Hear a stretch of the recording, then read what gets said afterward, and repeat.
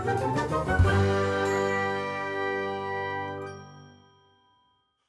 в кастрюлю с холодной водой и буду варить. Dubitative, hein? Капусту. Tu comprends, mon Claire, bien Je sûr. comprends tout. Tu comprends tout, hein? Moi, je suis trop forte. Закипела, убираю свернувшийся белок. Allez. Alors, pour commencer cette recette, je suis allée prendre du jarret. J'étais censée prendre une viande avec un os, mais je me suis trompée. Donc voilà, j'ai une viande sans os qui doit bouillir dans l'eau.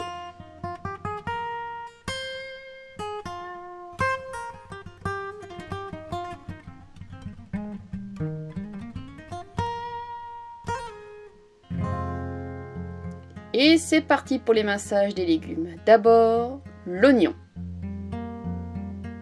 Beaucoup d'oignons.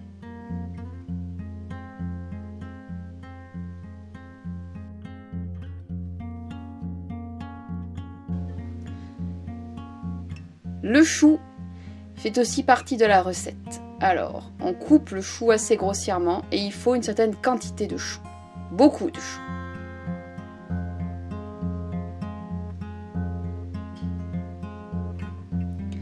Et hop, on va y mettre aussi un peu de carotte. Et de la pomme de terre. Des morceaux de pommes de terre coupés quand même un peu plus grossièrement.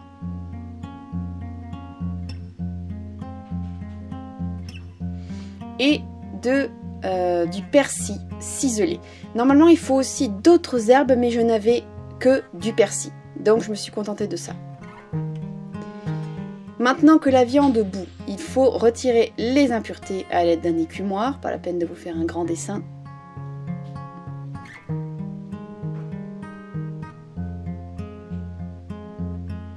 Je n'ai pas trouvé de betterave crue. J'ai dû me contenter de betteraves cuites que j'ai coupées en petits morceaux.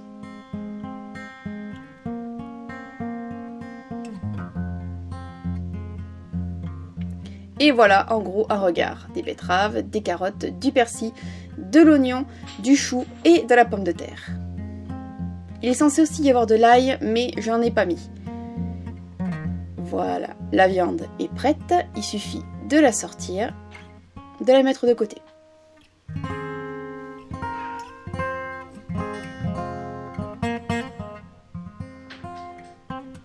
Et ce bouillon est la base dans laquelle on va faire cuire le chou pour commencer. Le chou c'est un peu tenace, il faut le faire bien cuire. Et dans une poêle bien chaude, on va faire revenir les oignons. Il faut que ça fristouille, comme dit ma sœur. On y rajoute les carottes. Il faut que ça cuise un peu pour que ça ressorte les saveurs. Un peu de concentré de tomate. Et quand le chou a commencé un peu à cuire, on y rajoute les quartiers de pommes de terre. Vous voyez, c'est quand même des gros morceaux.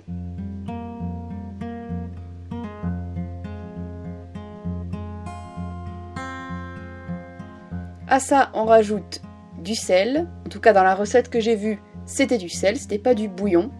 Mais bon, j'avoue qu'en fin de cuisson, j'ai rajouté 3 cubes de bouillon de bœuf parce que c'était pas assez assaisonné. J'ai peut-être manqué quelque chose. À vous de me le dire dans les commentaires.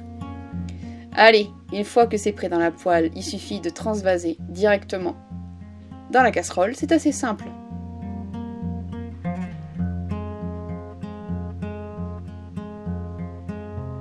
On mélange bien, la tomate et la carotte commencent à donner un peu